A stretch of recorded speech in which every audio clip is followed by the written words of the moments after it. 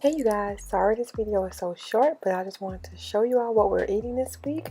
Parker is going to have chicken, rice, and carrots, ground turkey, green beans and carrots, red beans and rice, and also spaghetti with shells. My husband prepared everything for us this week, so I wanted to show you all what we were having. He had already prepared it for me, and so I didn't have a chance to really show you how it's made.